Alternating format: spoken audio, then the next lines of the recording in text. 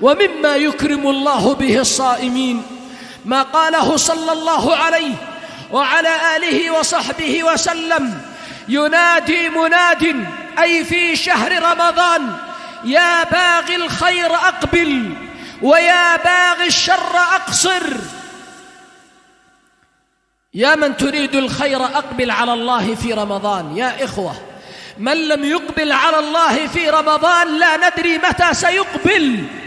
من لم يكن عند الله من المقبولين في رمضان فمتى سيكون من المقبولين؟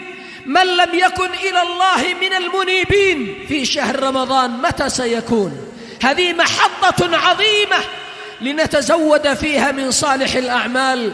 إن خسرت في شهر رمضان فمتى ستربح؟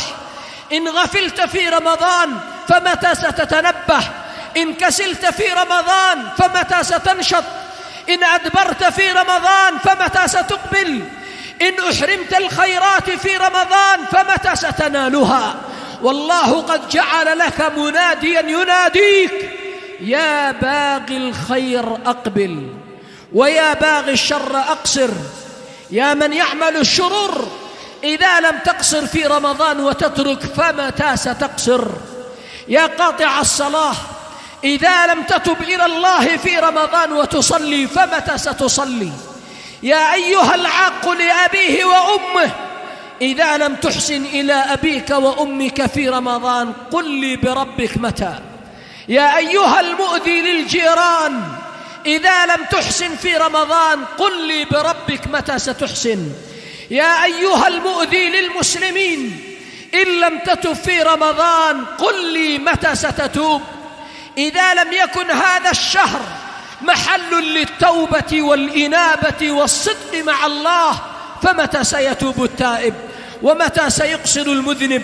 ومتى سينتبه الغافل؟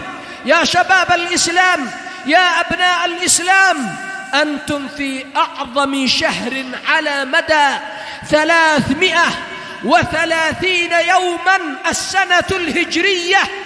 أنتم في أفضل أيامها وفي أفضل لياليها، ومراد التشويق للعبادة لا ذكر الخلاف في أفضل العبادة والأيام.